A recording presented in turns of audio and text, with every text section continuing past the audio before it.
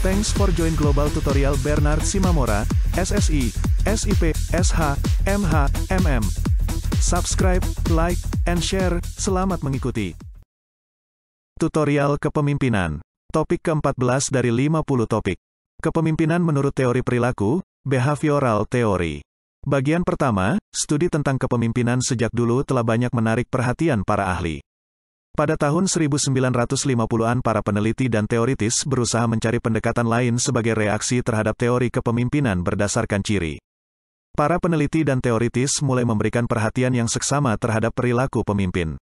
Melalui berbagai penelitian dan eksperimen tentang perilaku pemimpin diharapkan dapat diperoleh pemahaman yang lebih mendalam tentang hakikat kepemimpinan yang pada gilirannya menunjukkan perbedaan-perbedaan yang mencolok antara kepemimpinan berdasarkan ciri dengan kepemimpinan berdasarkan perilaku. Sudah lama diterima sebagai suatu kenyataan bahwa berbagai lembaga pendidikan tinggi memainkan peranan penting dalam penelitian tentang berbagai segi kehidupan organisasi termasuk segi-segi kepemimpinannya.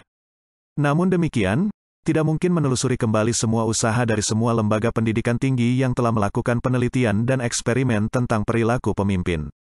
Banyak dari penelitian tentang perilaku kepemimpinan selama 3 dekade telah mengikuti pola yang ditetapkan oleh program penelitian pada Universitas Ohio State dan Universitas Michigan. Studi kepemimpinan Ohio State. Banyak ilmuwan yang berpendapat bahwa penelitian tentang kepemimpinan yang efektif banyak dipengaruhi oleh studi yang dilakukan oleh Universitas Ohio State. Studi yang dilakukan oleh Universitas Ohio State didasarkan pada pemikiran bahwa efektivitas kepemimpinan seseorang tergantung kepada sejauh mana seorang pemimpin menekankan peranannya sebagai pemrakarsa struktur tugas yang akan dilaksanakan oleh bawahannya dan sejauh mana serta dalam bentuk apa seorang pemimpin memberikan perhatian kepada bawahannya. Sasaran dari penelitian ini adalah untuk mengidentifikasi berbagai dimensi yang independen dari perilaku pemimpin. Menurut hasil penelitian Universitas Ohio State, perilaku pemimpin pada dasarnya memiliki kecenderungan yang mengarah pada 2 kategori, yaitu consideration dan initiating structure.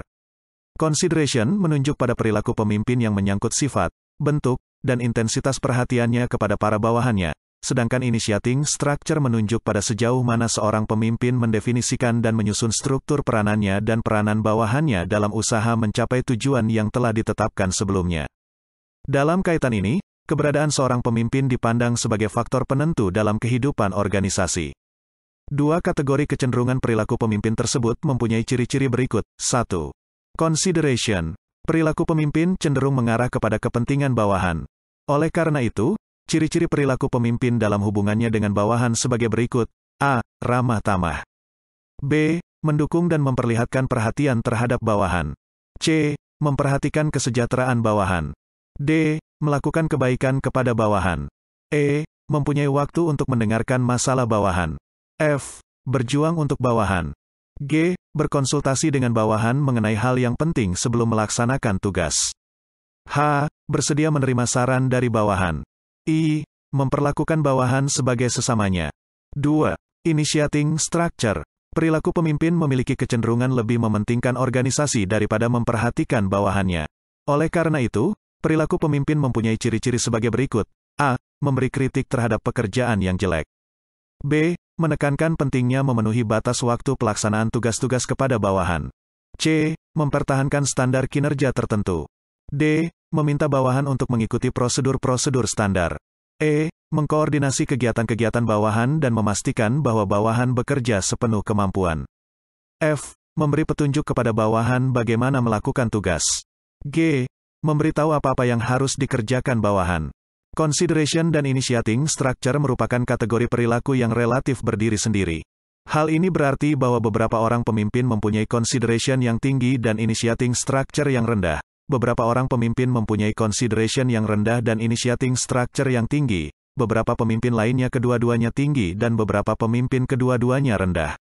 Di samping itu, penelitian yang dilakukan oleh Universitas Ohio State ini juga menyelidiki sampai sejauh mana efektivitas kepemimpinan seseorang dipengaruhi oleh perilakunya. Hasil-hasil penelitian tersebut adalah sebagai berikut. A. Seorang pemimpin yang mempunyai perilaku initiating structure dan consideration tinggi cenderung menjadi pemimpin yang efektif, dalam arti mampu menggerakkan bawahan sedemikian rupa sehingga mencapai tingkat prestasi kerja yang tinggi. B. Initiating structure dan consideration yang tinggi tidak selalu berakibat positif pada perilaku bawahan. Perilaku pemimpin seperti itu sering dihadapkan pada situasi di mana tingkat keluhan bawahan tinggi. tingkat ketidakhadiran tinggi, tingkat kepuasan kerja rendah, dan ada kecenderungan bawahan meninggalkan bahkan pindah ke organisasi lain. C. Penggabungan yang tepat antara initiating structure dan consideration pada umumnya berdampak positif terhadap perilaku bawahan sehingga dapat meningkatkan efektivitas seseorang. Namun, tidak sedikit yang menggambarkan situasi sebaliknya. D. Seorang pemimpin yang mempunyai consideration yang tinggi sering mendapat penilaian negatif dari pemimpin yang lebih tinggi dalam hierarki organisasi. Hal ini disebabkan pemimpin yang lebih tinggi menganggap bahwa perilaku demikian sebagai ancaman pada kedudukannya. Studi Kepemimpinan Michigan. Studi mengenai perilaku kepemimpinan kedua dilakukan oleh para peneliti Universitas Michigan pada waktu yang hampir bersamaan dengan studi kepemimpinan yang dilakukan oleh Universitas Ohio State. Fokus penelitian Michigan adalah identifikasi mengenai hubungan di antara perilaku pemimpin, proses kelompok, dan ukuran-ukuran mengenai kinerja kelompok. Hasil dari penelitian Universitas Michigan menunjukkan bahwa perilaku pemimpin memiliki kecenderungan yang mengarah kepada dua hal, yaitu berorientasi kepada bawahan dan berorientasi kepada produksi. Kedua macam kecenderungan perilaku pemimpin tersebut pada dasarnya tidak dapat dilepaskan dari fungsi pemimpin dan bagaimana pemimpin berhubungan dengan bawahan. Fungsi pemimpin pada umumnya menyangkut dua hal pokok, yaitu fungsi yang berkaitan dengan tugas dan fungsi pemeliharaan kelompok. Sementara itu, hubungan antara pemimpin dengan bawahan dapat dibedakan antara hubungan yang berorientasi kepada tugas dan berorientasi kepada bawahan. Hubungan yang berorientasi tugas ditandai dengan perilaku pimpinan sebagai berikut. 1. Memberikan petunjuk-petunjuk kepada bawahan. 2. Mengadakan pengawasan yang ketat terhadap bawahan. 3. Meyakinkan bawahan bahwa tugas harus selalu dilaksanakan sesuai dengan keinginan pemimpin. 4. Menekankan kepada pelaksanaan tugas. Sementara itu, hubungan yang berorientasi kepada bawahan ditandai dengan perilaku pemimpin berikut. 1. Memberikan motivasi daripada pengawasan terhadap bawahan. 2. Melibatkan bawahan dalam pengambilan keputusan. 3. Bersikap penuh kekeluargaan, percaya, dan hubungan kerjasama yang saling menghormati. Dalam kaitannya dengan efektivitas kepemimpinan seseorang, hasil penelitian Universitas Michigan sebagaimana diringkas oleh Likert menemukan jenis-jenis perilaku kepemimpinan yang berbeda di antara pemimpin yang efektif dan tidak efektif. Jenis-jenis perilaku tersebut seperti berikut. 1. Perilaku yang berorientasi pada tugas, task-oriented behavior. Pemimpin yang efektif tidak menggunakan waktu dan usahanya dengan melakukan pekerjaan yang sama seperti bawahannya. Pemimpin yang efektif berkonsentrasi pada fungsi-fungsi yang berorientasi pada tugas, seperti merencanakan dan mengatur pekerjaan, mengkoordinasi kegiatan bawahan, menyediakan keperluan peralatan dan bantuan teknis yang dibutuhkan, memandu bawahan dalam menetapkan tujuan kinerja yang tinggi, namun realistis. Perilaku yang berorientasi tugas pada studi Michigan mirip dengan initiating struktur, seperti yang ditemukan oleh para peneliti dari Ohio State. 2. Perilaku yang berorientasi pada hubungan. Pemimpin yang efektif lebih penuh perhatian, mendukung, dan merenbanlu bawahan. Jenis kepemimpinan yang berorientasi pada hubungan menunjukkan kepercayaan dan rasa percaya, bertindak ramah tamah dan penuh perhatian, mencoba untuk mengerti masalah bawahan, membantu mengembangkan para bawahan dan meningkatkan karir mereka, selalu memberikan informasi kepada bawahan. Di samping itu, pemimpin yang efektif cenderung menggunakan pengontrolan secara umum daripada pengontrolan yang ketal. Artinya, pemimpin menetapkan tujuan dan pedoman umum bagi para bawahan, namun memberi kepada mereka beberapa otonomi dalam menentukan bagaimana melakukan suatu pekerjaan dan bagaimana menentukan kecepatan kerja mereka. Perilaku-perilaku yang berorientasi pada hubungan sebagai hasil studi Michigan mirip dengan consideration pada penelitian Ohio State. 3. Kepemimpinan partisipatif. Para pemimpin yang efektif menggunakan secara ekstensif supervisi kelompok daripada mengontrol setiap bawahan.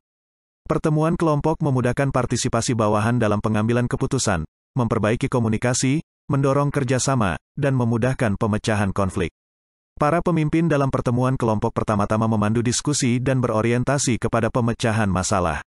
Penekanan pada kelompok mencerminkan penemuan dari studi Michigan bahwa partisipasi bawahan dalam pengambilan keputusan cenderung akan menghasilkan kepuasan dan kinerja yang lebih tinggi. Model Leadership Continuum. Model ini merupakan hasil pemikiran Robert Tannenbaum dan Warren H. Smith. Model ini menekankan pada perilaku pemimpin dalam hubungannya dengan pengikut atau bawahannya dalam rangka pengambilan keputusan. Dalam model ini, perilaku pemimpin cenderung mengarah pada dua bidang pengaruh, yaitu berorientasi kepada pemimpin dan berorientasi kepada bawahan. Menurut model kontinum, ada 7 model hubungan pemimpin dengan bawahan dalam rangka pembuatan keputusan. Ketujuh, hubungan antara pemimpin dengan bawahan tersebut seperti berikut. Pemimpin membuat dan mengumumkan keputusan terhadap bawahan, telling. Dalam model ini, terlihat bahwa otoritas yang dipergunakan pemimpin terlalu banyak, sedangkan kebebasan bawahan sangat sedikit. 1. Pemimpin menjual dan menawarkan keputusan kepada bawahan, selling. Dalam hal ini, pimpinan masih terlihat banyak menggunakan otoritasnya mirip dengan model di atas. Bawahan belum banyak terlibat dalam pengambilan keputusan. 2. Pemimpin menyampaikan ide dan mengundang pertanyaan.